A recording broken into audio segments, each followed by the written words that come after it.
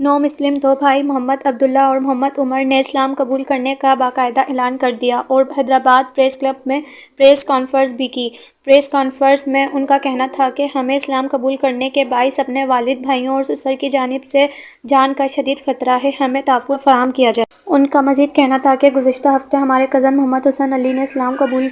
کرنے کا اعلان کیا تھا۔ ہم نے اپنے پیر و مرشد صوفی عمر دراز چشت قادری کے ہاتھ پر اسلام قبول کیا اور انہی سے درست بیعت ہوئے۔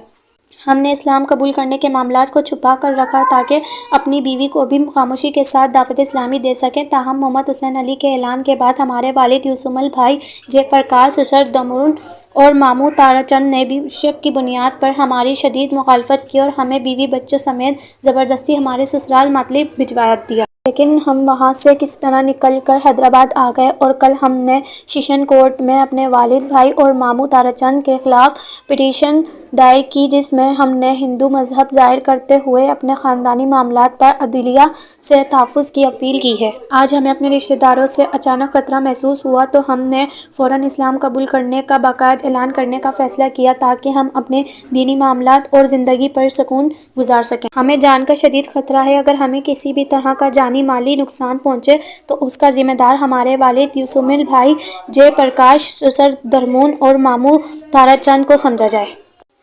ہم دونوں بھائی اعلیٰ حکام، چیف جسٹس آف پاکستان، وزیر اعظم، صدر پاکستان سے اپیل کرتے ہیں کہ ہمیں تحفظ فراہم کیا جائے اور ہمارے ساتھ دشمنی کرنے والے رشتہ داروں سے بچایا جائے تاکہ ہم سکون کی زندگی جی سکیں۔ شفیق خان کا شفیق خان دوست ہیں جو ہمارے مرشد صوفی مدر پاکستان پر ہمیں لے گیا۔ ہمارے مرشد صوفی مدر پاکستان نے بڑے پیار عمل سے ہمیں تبلیغ کی، ہمارے دلوں میں نبی کا پیار پیدا کیا،